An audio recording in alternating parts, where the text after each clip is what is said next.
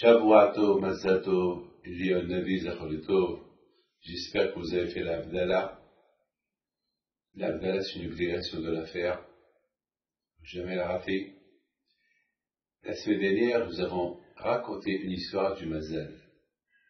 Je voudrais, en 2 mots, vous raconter l'histoire de ma mère. Ma mère, elle avait 17 ans lorsqu'elle s'est mariée avec mon père. Mais l'origine du mariage de ma mère, il s'est passé que ma grand-mère, elle n'avait pas des enfants. Et à la fin, elle a commencé à avoir des enfants, mais elle n'avait que des filles, que des garçons.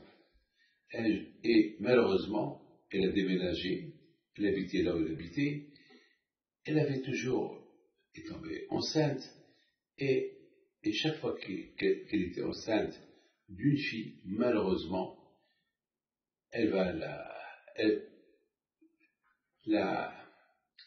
malheureusement, ça ne tenait pas.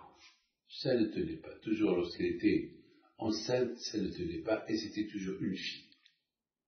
Ou bien c'est la fille qui va naître morte, que Dieu vous en préserve, ou bien ça ne tenait pas. Elle est partie chez Rabbi Pinto. Elle est venue avec son mari, chez Rabbi Pinto, de recevoir le bracha.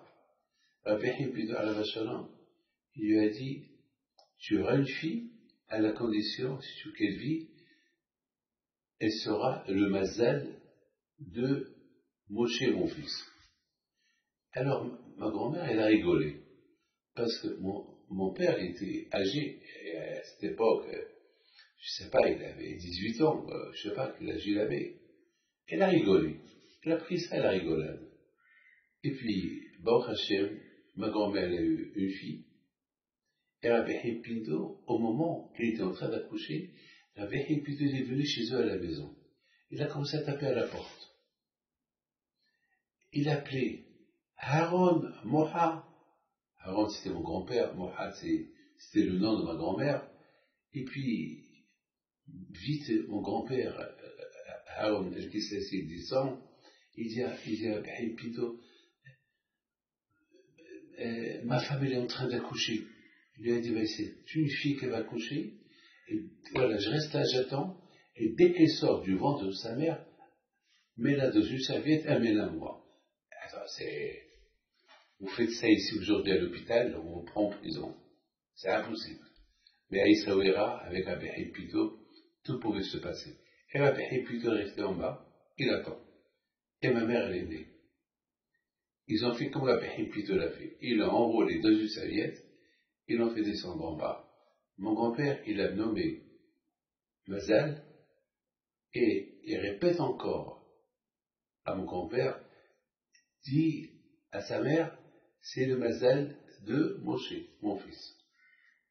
Alors à Bretagne, entre-temps,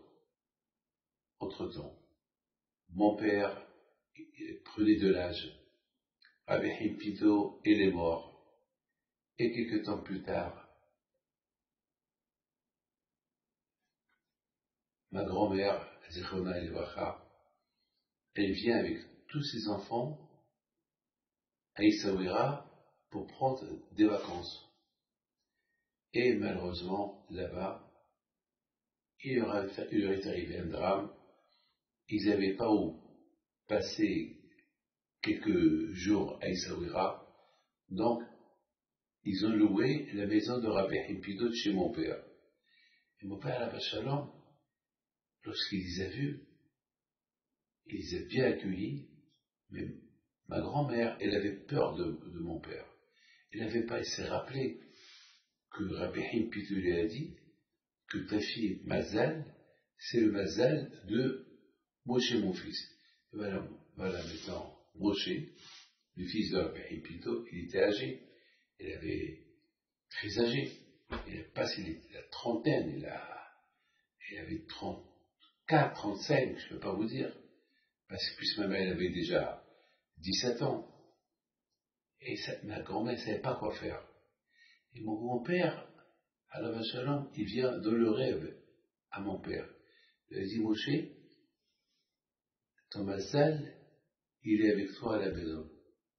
la fille de Moha, elle s'appelle Mazal, c'est moi qui l'ai nommée. Et lorsque je l'ai nommée, je lui ai dit, si tu veux qu'elle vive, il faut qu'elle se marie avec Moshe. Et mon père lui dit, mais je suis âgé, elle a que 17 ans. Il dit, mais c'était la condition pour qu'elle vive, parce qu'elle devait mourir. Alors, sa mère, elle connaît l'histoire.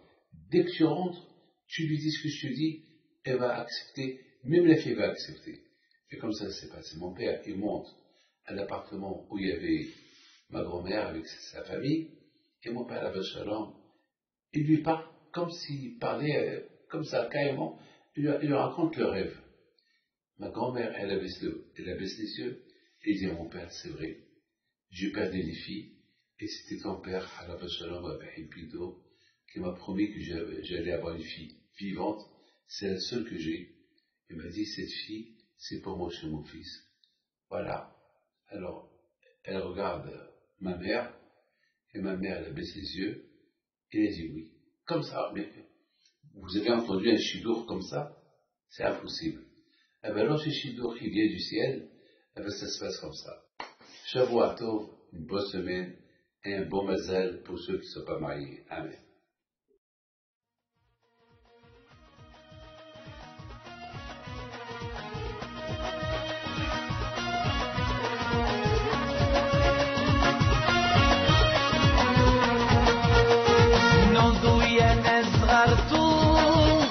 على ربيع حيم فينكم وقف لنا زي